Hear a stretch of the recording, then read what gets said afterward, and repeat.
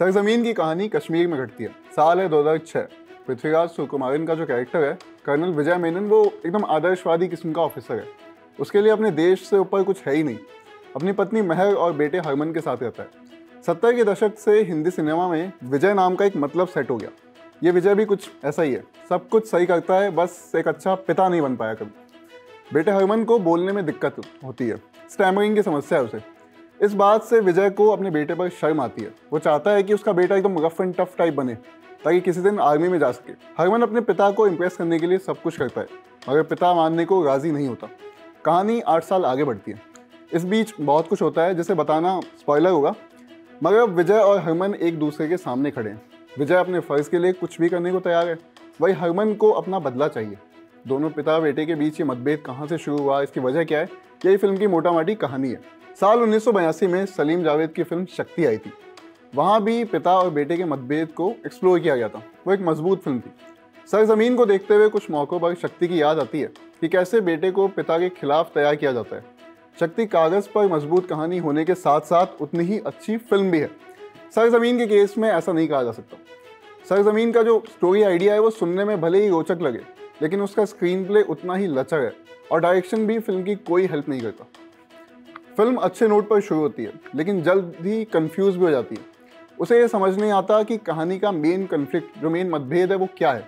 क्या वो पिता और बेटे के मतभेद को अपनी थीम बनाना चाहती है, या फिर ये कश्मीर और आतंकवाद की कहानी है। शुरू में ही आपको बता दिया जाता है कि ये कहानी कश्मीर में सेट है, लेकिन फिल्म खत्म होने तक ये साफ नहीं होता कि कश्मीर को बैकड्रॉप क्यों बनाया गया। अगर ये कहानी देश के किसी भी हिस्से में घटती तो भी ज़्यादा फर्क नहीं होता। सरजमीन के साथ एक और मसला ये भी है कि फिल्म ने एक यूनिवर्सल थीम को लिया, उसके बावजूद भी उसे रिलेटेबल नहीं बना सके। पिता और बेटे का मतभेद लगभग हर घर की कहानी है। उसके बावजूद भी 2 घंटे 17 मिनट की फिल्म में आप पिता या बेटे के लिए कुछ भी महसूस नहीं कर पाते। आप उनके साथ उनके सफ़र में शामिल नहीं हो पाते। सरजमीन का जो शुरुआती आधा घंटा है वो आपको एंगेज करके रखता है, लेकिन उसके बाद फिल्म अपनी पकड़ पूरी तरह से छोड़ देती है। ये कहानी ऐसी थी जिसे गैर ज़रूरी ड्रामेटाइजेशन की ज़रूरत नहीं थी कोई, लेकिन ये मेकर्स को नहीं समझ आया। स्लो मोशन शॉट्स डाले गए, सब्जेक्ट को एंटरटेनिंग बनाने के लिए उसकी बलि चढ़ाई गई। इस फिल्म को कायोजे ईरानी ने डायरेक्ट किया है। इसी साल उनके पिता बमन ईरानी की directorial debut film the Mehta boys भी रिलीज़ हुई थी। द मेहता बॉयज़ में जिस तरह का कैमरा वर्क किया गया वो आपको कहानी में इन्वेस्टेड रखता है। आपको बिना कुछ कहे किरदारों के बारे में 2 बातें ज़्यादा बताता है। दूसरी ओर सरजमीन की जो सिनेमेटोग्राफी है वो बड़ी फ्लैट है। कुछ फ्रेम्स के बीच में किरदार खड़े हैं और बाकी फ्रेम बस वेस्ट हो गए। कुल मिलाकर ये फिल्म विजुअली कुछ नया ऑफर नहीं करती आपको। सरजमीन के हर पहलू में कुछ ना कुछ खामी है। जैसे फिल्म अपने एक्टर्स को परफॉर्म करने का स्पेस और स्कोप नहीं देती। जब भी कोई ऐसा सीन आए जहां आप 2 एक्टर्स के बीच की केमिस्ट्री देखना चाहें, तभी धम से बैकग्राउंड म्यूजिक तेज़ हो जाता है या फिर कोई गाना आ जाता है।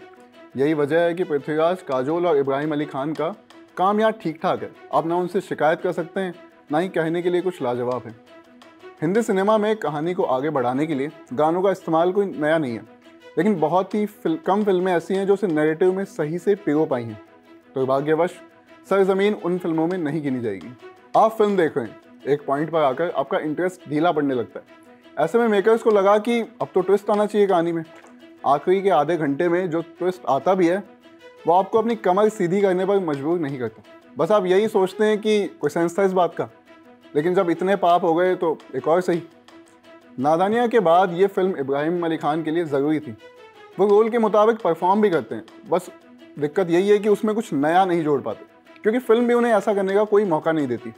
आज के रिव्यू में इतना ही। मैं हूं यमन और कैमरा के पीछे हमारे साथी आलो। शुक्रिया।